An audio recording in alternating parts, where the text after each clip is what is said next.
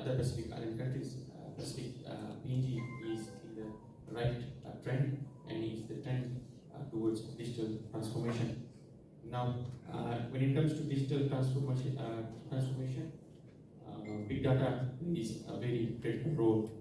Basically, it's when it comes to driving information, and when it comes to inventing products, when it comes to introducing new services into the market.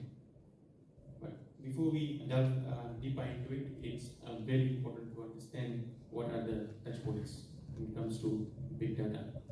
I'm sure most of us in this room might be having access to smartphones, might be having access to social media apps like Facebook, Insta, Twitter, and so on and so forth. So basically, we have to understand how we all are contributing to this change, and it's basically our behavior, how we are accessing certain things that is leading towards the evolution of big data. Right? These are our touch points when it comes to big data. Big data is basically unstructured or massive volumes of data that comes at a very high speed when it comes to velocity, and they are in many shapes and forms, right? So we need to be able to have the right technology, tools, processes in place to be able to manage that, and you also need to have the curious mind to be able to get insights from that in order for you to be able to invent something or to be able to do innovation in relevant sector or for the country. Now, if you look at the screen, this is basically what happens in 60 seconds or in a minute around the globe. So there is about 3.67 millions of video that gets streamed on YouTube. There is about 5.9 million searches that are done on Google. There's about 16 million SMS that are being sent. If you look at the sales on Amazon, these are all done within a minute. So you can imagine the amount of data that is being generated and the amount of data that is being collected. Right? There are zettabytes of data being used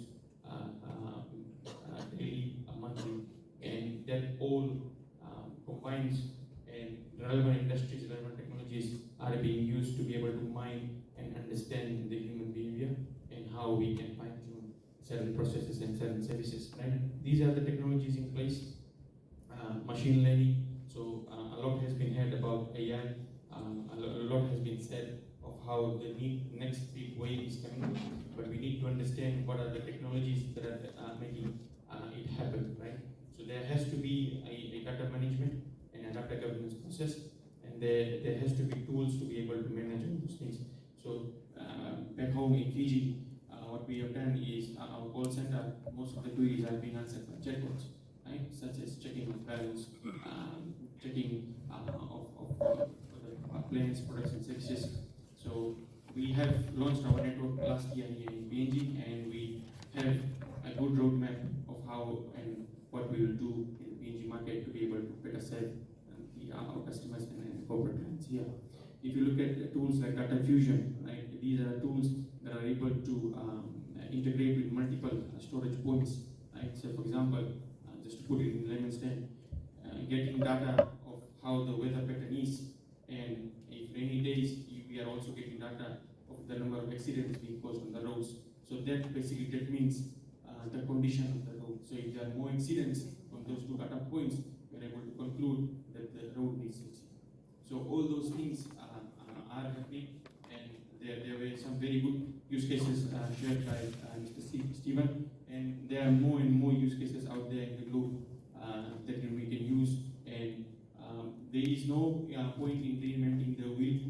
There are solutions out there. We just need to have the right processes, right technologies to be able to bring them here to be able to avoid.